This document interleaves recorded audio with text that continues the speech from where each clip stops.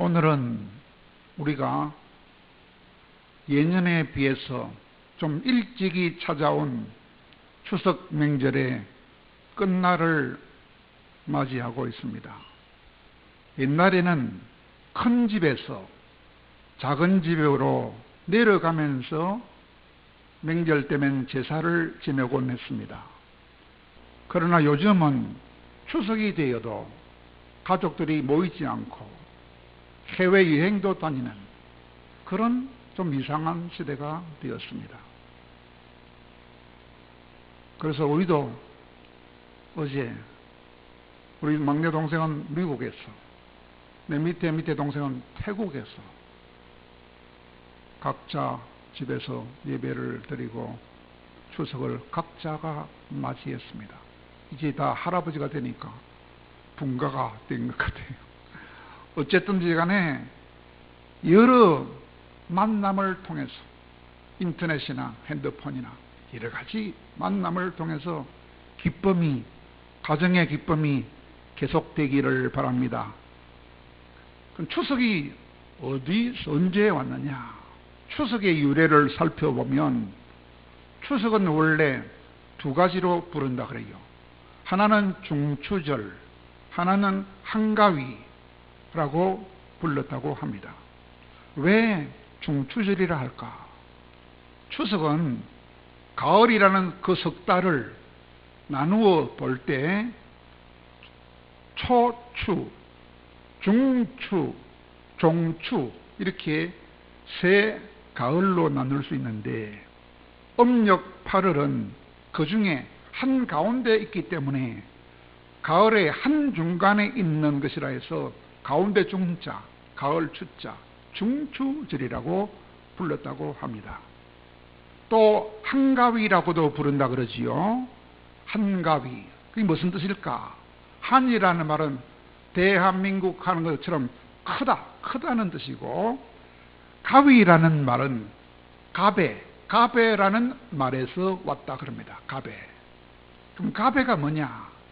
가베라는 말은 옛날에 신라시대 때 유리왕 때에 추석이 되기 한 달 전에 궁중에서 여자들이 시합을 했는데 무슨 시합이냐? 길쌈을 실을 빼내는 그런 길쌈대회를 열어가지고 성자와 패자를 가렸는데 패자가 성자한테 졌다는 뜻으로 빚을 갚을 때 어떻게 갚느냐? 크게 잔치를 벌려주고 춤을 춰줌으로써 빚을 갚는 데서 갚는다라는 말에서 가베라는 말이 왔다고 그럽니다. 그리고 그 가베라는 말이 변해서 가위로 변했다고 말하고 있습니다. 어쨌든지 그렇게 추석이 한가위 혹은 중추절이라 불린다 그러지요. 그러면 추석이 되면 누가 행복해야 되느냐? 가족이, 가문이 행복해야 되겠지요. 그래서 브로잉이라는 사람은 행복한 가정은 미리 천국을 누리는 것이다, 그런 말을 했다 그래요. 행복한 가정은 미리 천국을 누리는 것이다. 그러므로 우리들도 우리 가정을 먼저 천국 같은 가정으로 만들 수 있어야 되겠습니다. 그리고 사회학자인 가드너라는 사람도 무슨 말을 했느냐 하니까 모든 것을 다 잃어버려도 가정이 남아있다면 아직 다 잃어버린 것은 아니다, 그런 말을 했다고 합니다. 가정이 얼마나 중요한지, 가정의 행복이 얼마나 중요한지를 강조한 말이지요. 그런데 말입니다, 오늘날에는 점점 타락해져 가고 있어요. 오늘날에는 인생의 행복을 가정에서 찾지 않고 가족한테서 찾지 않고 돈이나 권력에서 찾으려는 사람들이 많다는 것입니다. 가족을 무시하고. 그러다가 불행을 당하는 사람들이 참 많은 세상이 되었습니다. 그러나 그들은 그럴지라도 우리만은, 예수님을 믿는 우리들만은 오직 하나님만을 사랑해서 하나님이 주시는 은혜 중에 평안과 행복이 넘치는 가정을 반드시 이루어야 되겠습니다. 어떤 사업가가 돈이 많아가지고 자기 아들에게 경비행기를 태워가지고 여행을 하도록 허락해 주었다 그래요. 아들아, 경비행기를 타고 네 가고 싶은 대로 마음대로 다니다 오너라. 참 부자 아버지지요.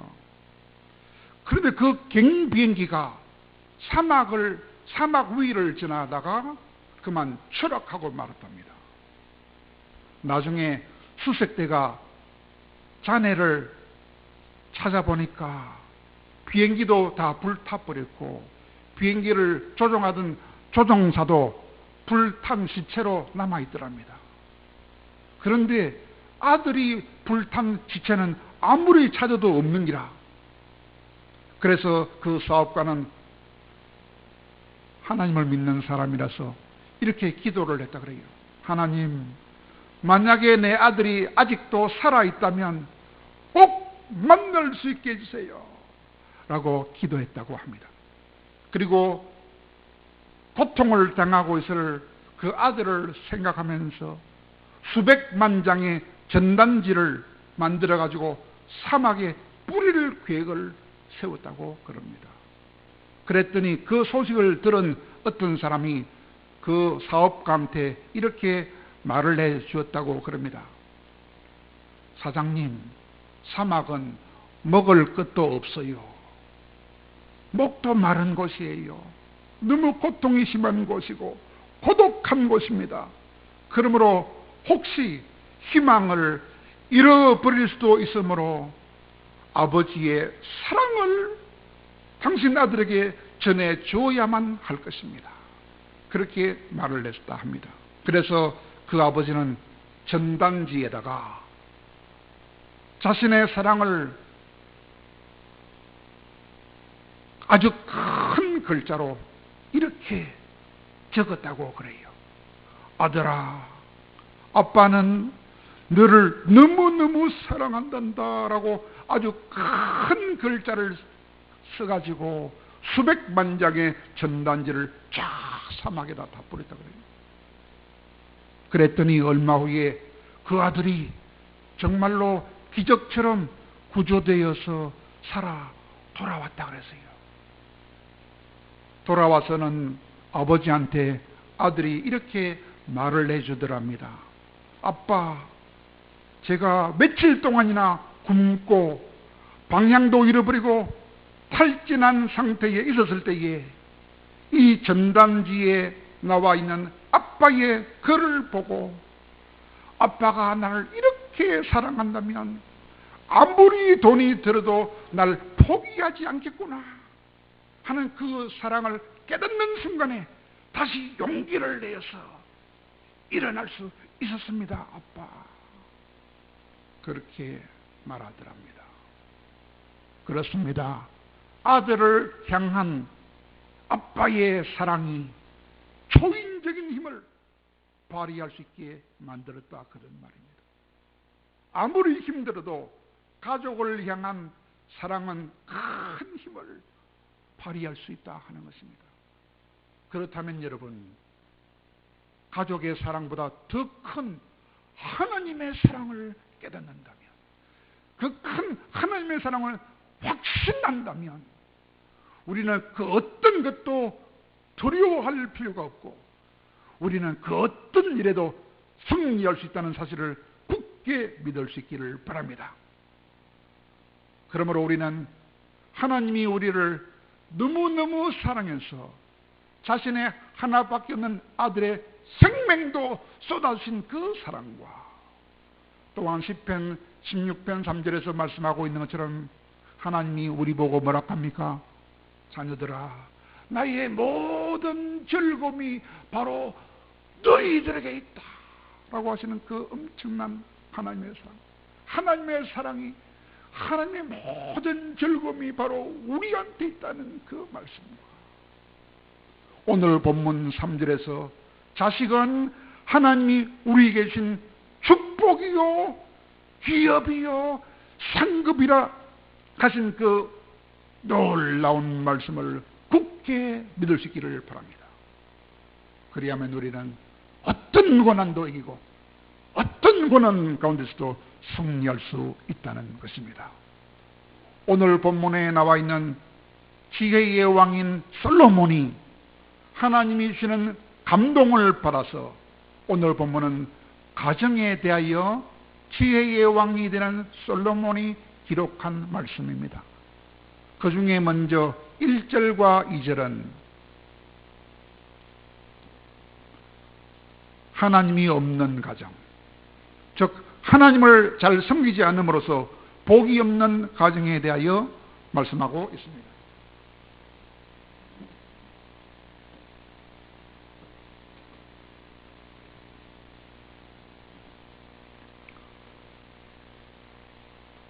하나님을 섬기지 않으면 그 가정의 부모가 아무리 수고해도 그 가정은 헛된 가정이 되고 만다는 것입니다.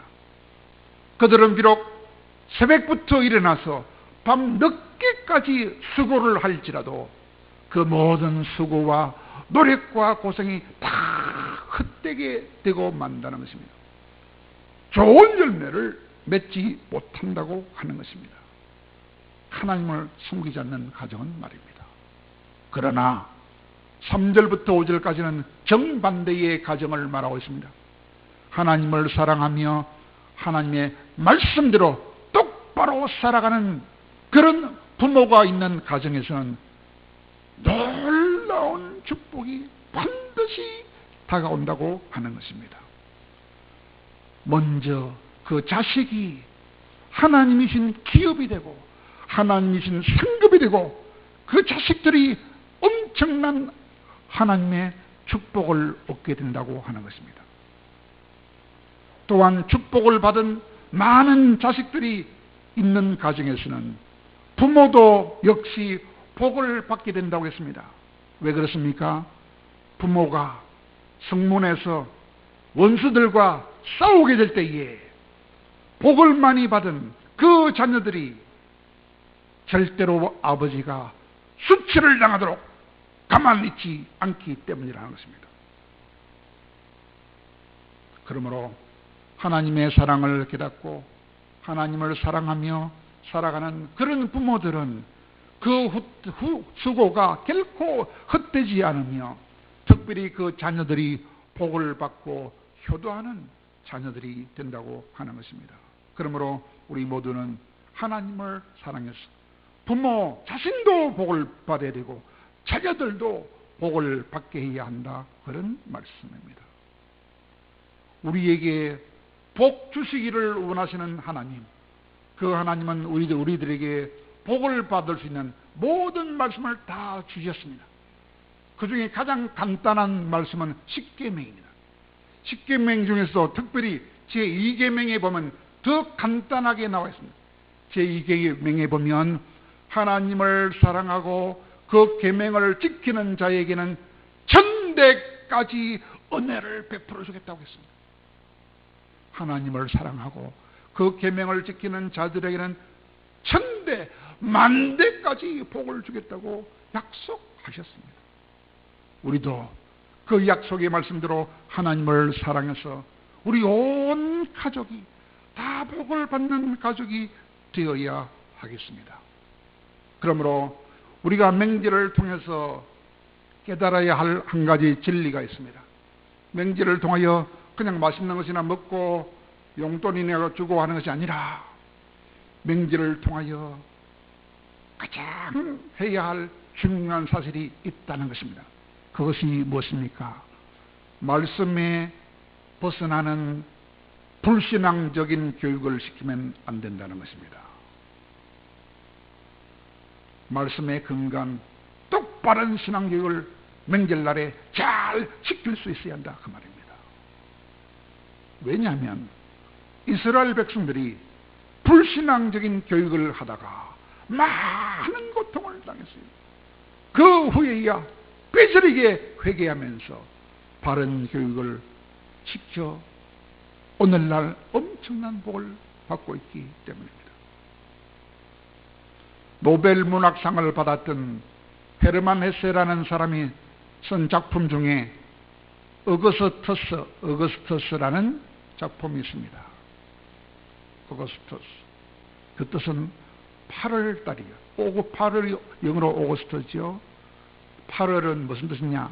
원래는 7월은 31일이고 8월은 30일인데 끝까지 그냥 30일 억지로 30일 만들었어요. 이 말은 무슨 말이냐? 억지로 무마하게 만드는 자를 뜻이라요. 억지로 하면 안 된다 뜻입니다. 근데 그 작품의 안에 등장하는 아들 이름이 어거스트라요. 어떤 부부가 오랫동안 결혼한 지 오랫동안이 되어도 아이가 태어나지 않았습니다. 그러므로 너무나 초조하게 아이를 기다렸습니다. 그러다가 마침내 기다리던 아들이 태어났습니다. 그 아들 이름을 어거스투스라고 지었어요.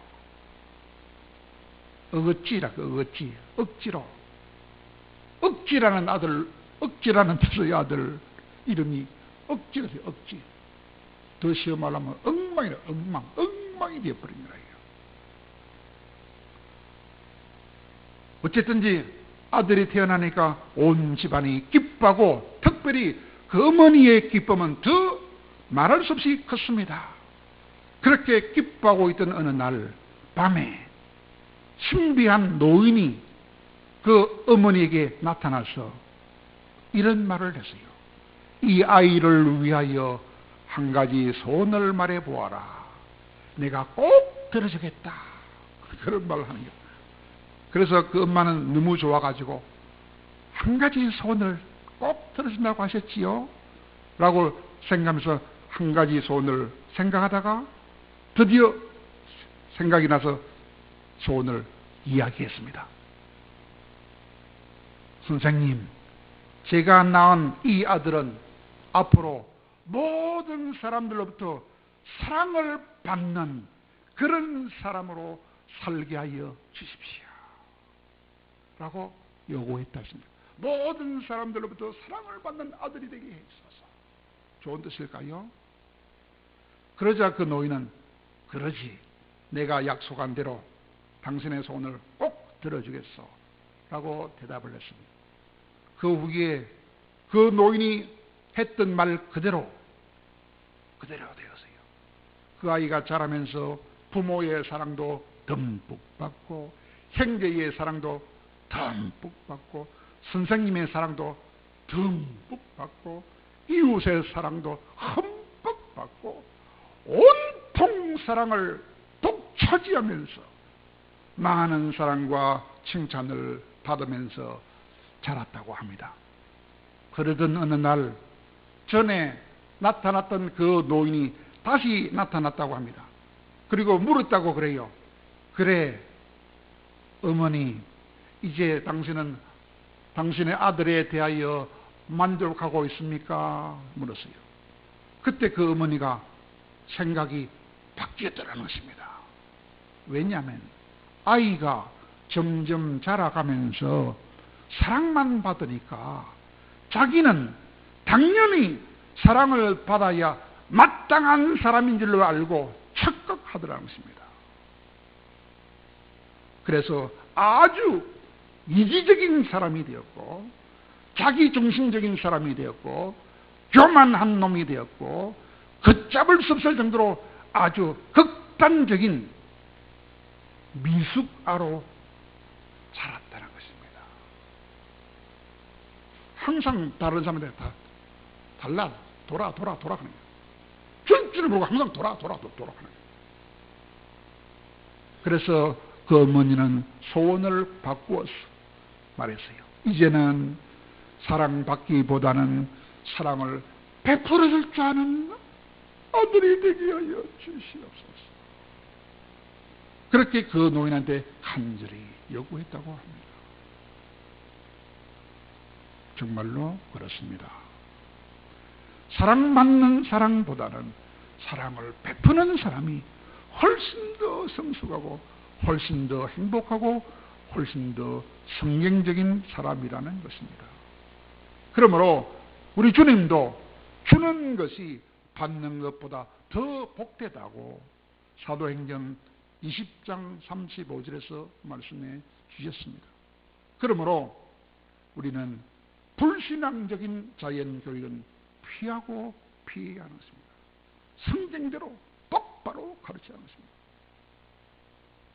그러면 사랑하는 여러분, 우리가 다 행복하게 되고 또 우리 자녀들도 다 행복하게 되도록 하려면 우리는 어떻게 해야 될까요? 간단하게 말하면, 한마디로 말하면 어떻게 말을 할 수 있을까요? 먼저 우리가 하나님을 뜨겁게 사랑하고 그 다음에 우리 자녀들도 하나님을 뜨겁게 사랑할 수 있도록 만들어주면 되는 것입니다. 그래서 하경이처럼 저 유치원 아이가 새벽기도 나오도록 부모가 만들어줘야 됩니다. 자식이 주일날 다른 데 빠져도 간섭하지 않는 그런 부모가 되면 안 된다고 말입니다.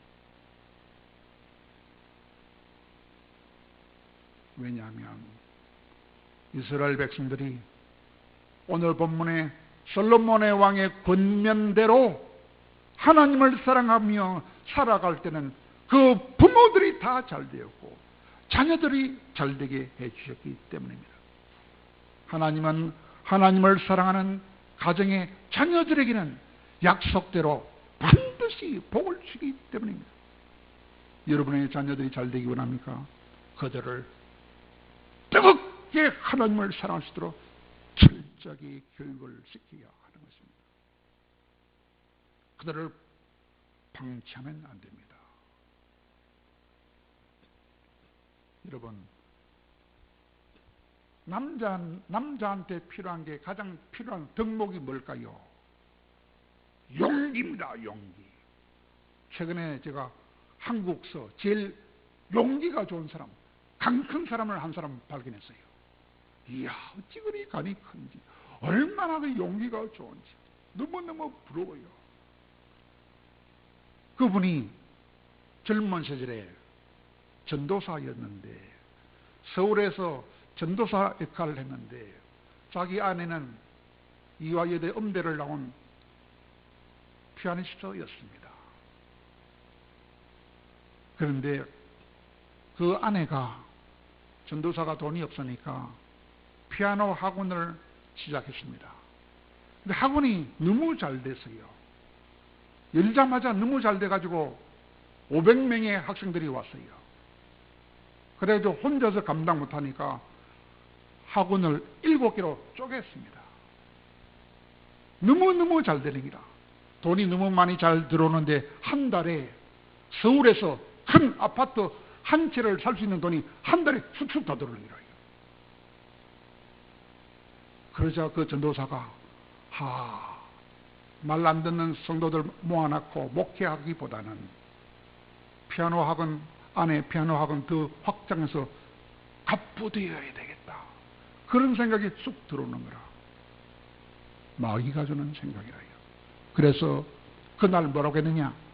여보, 오늘부터 난 목회는 그만두겠다 그랬어요. 그랬더니 바로 그 뒷날 잘생긴 자기 아들이 죽어버렸습니다. 무섭습니다. 평소에 전혀 아픈 데가 한 곳도 없었던 멀쩡하고 건강한 아들이 그 전날에는 전혀 고통이 없었는데 아주 갑작스럽게 죽어버렸습니다. 병원에 가는 도중에 죽어버렸어요. 약도 하나 못 쓰고 주사도 하나 못 맞고 죽었어요. 그러자 전도사는 깨달았어요. 내가 목회를 그만두겠다고 말한 그 죄 때문에 하나님이 내 생명보다 사랑하는 아들을 데리고 가셨구나. 그래서 그 다음날 당장 7개 피아노 학원을 다 처분했어요. 아내가 시집 올 때 가져왔던 비싼 아파트도 팔아치웠어요. 푼 남기지 않고 다 가난한 사람에 다 나눠줬어. 그리고 교회 강당 바로 옆에다가 베네다를 어디서 넣어 쳐가지고 거기서 5년 동안 살았어요. 겨울에 불도 안 들어오는데 살 때 그냥 사는 것이 아니고 금식을 밥 먹듯이 하면서 눈물로 통회하면서 5년 4개월 동안 하나님 앞에 살려달라고 통곡하며 금식하며 밥을 먹을 때보다 굶는 날이 훨씬 더 많은, 얼마나 기도했든지 입이 땅나발이 되도록 기도를 했어요. 그러던 어느 날 주일날 아침에 하늘에서 세마포 옷이 팍 내려오는 거예요. 눈에는 안 보이는데 느낄 수 있다. 피부로 느낄 수 있다 그래요. 그리고 설교를 시작할 때 오늘 본문은 이렇게 말하자마자 모든 성도들이 성령의 강함님에 떠밀려서 다 뒤로 빡 나잡았다. 그때 학생들 중에 한 20명 되는 학생들 중에 한 학생 안에 들어있던 귀신이 소리를 지르니라. 나는 안 나가요! 소리를 지르니라. 그래서 그 전도사가 나가! 그러니까 귀신이 나가버렸대요. 근데 그 귀신은 바로 옆에 학생한테 들어가는 기라. 또 그놈이 전도사를 보고 욕하는 기라. 무슨 전도사 개새끼야! 욕을 하는 기라. 그 학생이 그렇게 욕하겠어요? 안에 있는 귀신이 그러는 기라요. 그래서 너도 나가! 하니까 또 나가버렸어요. 이렇게 20번 반복하다가 맨 마지막에는 20번째 학생 안에 들어있는 그 귀신한테는 너는 영원히 들어서 이곳에 들어오지 못할지어다! 쫓아버리지 다 나가버리다 그래요. 그런데 그 20명의 학생 중에서 귀신이 다 들어갔는데 안 들어간 학생이 딱 하나 있는 게야. 조사해보니까. 이 학생은 왜 귀신이 안 들어갔을까? 조사해보니까 그 학생은 가정이 다르더라 하는 거예요.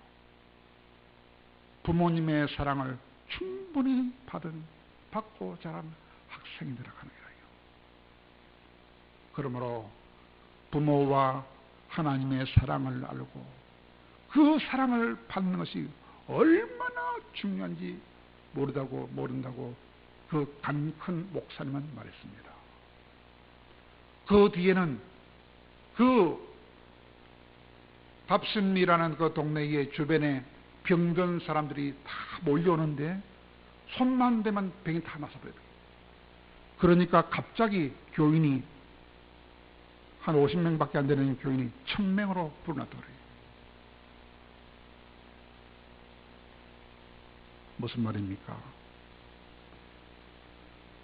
자녀들이 하나님을 사랑을 받는 가정에서 자라는 것이 얼마나 중요한지 모른다는 것입니다. 그러므로 사랑하는 여러분 자녀들을 뜨겁게 사랑해 주시기를 바랍니다. 자녀를 사랑해 주는 가운데 자녀들이 하나님을 잘 알고 하나님을 잘 알 수 있도록 평상시에도 정성껏 교육을 시켜야 됩니다. 뿐만 아니라 특별히 명절날에는 모든 자녀들을 철저하게 교육을 잘 시켜서 그들의 하나님의 기업이 되고 상급이 되고 축복을 받아서 명절날 때마다 하나님이 내리시는 축복이 자녀들에게 임하는 것을 보고 그 아름다운 열매를 보고 함께 기뻐하고 즐거워할 수 있는 그런 명절이 될 수 있기를 간절히 축원합니다.